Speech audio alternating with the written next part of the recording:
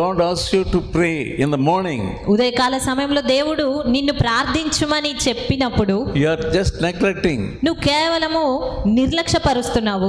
No use of coming as ordinary believer ఒక సామాన్య into the presence of God. దేవుని సన్నిధిలోనికి ఒక సామాన్య విశ్వాసి వలె వస్తే ప్రయోజనం ఉండదు. You must be in contact with God. నీవు దేవునితో సహవాసం కలిగి ఉండాలి. If you lose contact with God, కానీ దేవునితో సహవాసం నువ్వు కోల్పోతే then also you will think that you are all right.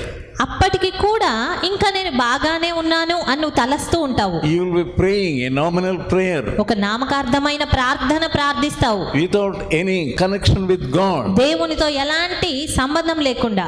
Many people pray but they don't read the word of God, study the word of God. చాలా మంది ప్రార్థన చేస్తారు కానీ దేవుని వాక్యాన్ని సరిగ్గా చదవరు. Your prayer and also studying the word of God, it must be in the same ratio. మరి నీ ప్రార్థన అదే రీతిగా నీ యొక్క వాక్య ధ్యానము అనేది అది సమతలంగా ఉండాలి. If you pray 1 hour, ఒకవేళ నువ్వు 1 గంట ప్రార్థించినట్లయితే, if you don't study the word of God, దేవుని వాక్యం మాత్రం చదవనట్టయితే, then you will fall. అప్పుడు నువ్వు పడిపోయే పరిస్థితికి వెళ్తావు. Only with the help of the word of God, కేవలం దేవుని వాక్య సహాయంతో మాత్రమే God strengthens you. దేవుడు నిన్ను బలపరచగలుగుతాడు. You are praying and reading the word of God must be in the same ratio. నీ ప్రార్థన నీ వాక్య ధ్యానము అనేది అది సరి అయిన రీతిగా ఏకరీతిగా ఉండాలి. Sometimes you can pray the word of God also. కొన్ని మార్లు వాక్యమునే నువ్వు ప్రార్థించవచ్చు. When you read the word of God, నీవు దేవుని వాక్యం చదివినప్పుడు, when God touches you in anything, దేవుడు ఏ విషయంలోనైనా నీకు దర్శిస్తూ లేదా ముట్టినప్పుడు, when you think that you have lost the spirit of prayer, ప్రార్థనాత్మను నేను కోల్పోయానని తలంచినా గానీ you stop and repent for that. నీవు ఆగి ఆ విషయమై పశ్చాత్తాపపడు. Your life must be on par with the word of God. నీ జీవితం అనేది దేవుని వాక్యపు శక్తితో ఉండాలి. Because the word of God says it is a lamp unto your feet. ఎందుకంటే దేవుని వాక్యం సెలవిస్తుంది అది నీ పాదములకు దీపము వంటిది. Where you are falling, it will show you.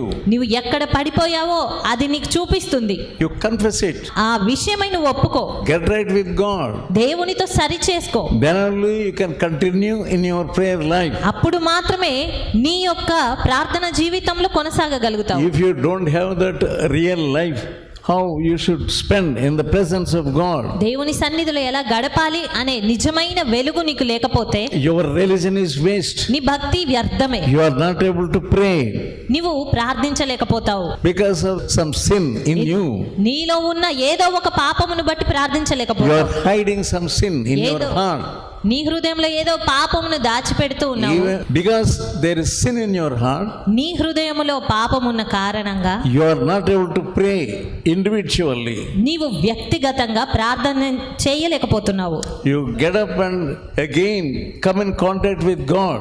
కాబట్టి లేచి తిరిగి దేవునితో సంబంధంలోనికి రా. Why you are not getting the spirit of prayer? ఎందుకు ప్రార్థనాత్మను పొందుకోలేకపోతున్నావు? 1 Thessalonica, మొదటి తెస్సలోనిక 5th chapter and verse 17. 5వ అధ్యాయము 17వ వచనము. Pray without ceasing. ఎడతెగక ప్రార్థన చేయుడి. Yeah, we are not praying properly. మనం సరిగ్గా ప్రార్థించట్లేదు. You examine your heart. నువ్వు నీ హృదయాన్ని పరీక్షించుకో. What sin is reigning in your heart? ఏ పాపము నిన్ను ఏలుబడి చేస్తూ ఉంది? What sin you are loving? ఏ పాపమును నువ్వు ప్రేమిస్తున్నావు? Ask God, Lord, I don't want this sin to trouble me. ప్రభువా, ఈ పాపము నన్ను కలవరపరచుట నాకు ఎంత మాత్రం ఇష్టం లేదు. Ephesians 5th chapter ఎఫెసీయులకు రాసిన పత్రిక 5వ అధ్యాయము and verse 18. 18వ వచనము. మరియు మద్యముతో మత్తులయ్యుండకుడి, దానిలో దుర్వ్యాపారము కలదు, అయితే ఆత్మపూర్ణులై ఉండుడి. Yeah, you must ask the Lord to send Holy Spirit upon you. నీ మీదికి పరిశుద్ధాత్మను పంపించమని దేవుణ్ణి అడగాలి నువ్వు. Jesus himself said, యేసుక్రీస్తు తానే చెప్పారు, if you ask, the heavenly Father will certainly send the Holy Spirit upon you. మీరు అడిగినట్లయితే పరలోకమందున మీ తండ్రి నిశ్చయముగా పరిశుద్ధాత్మను మీ మీదికి పంపుతాడు అని. With the help of the Holy Spirit, పరిశుద్ధాత్మ సహాయంతో you can rise up. మనము పైకి లేవగలుగుతాము. You can get up from your place where you are lying. నీవు పడి ఉన్న స్థలము నుండి నువ్వు పైకి But లేవనెత్తబడగలుగుతావు. you don't want to humble yourself. కానీ నీవు నీవు తగ్గించుకోవడం You అనుకోవట్లేదు. don't want to confess your sin. నీ పాపమును ఒప్పుకోవాలనుకోవడం లేదు. Some people, they don't want to obey the servants of God. కొంతమంది దేవుని సేవకులకు విధేయత చూయించాలనుకోరు. The book of Hebrews హెబ్రీలకు రాసిన పత్రిక and 13th chapter 13వ అధ్యాయము and verse 17.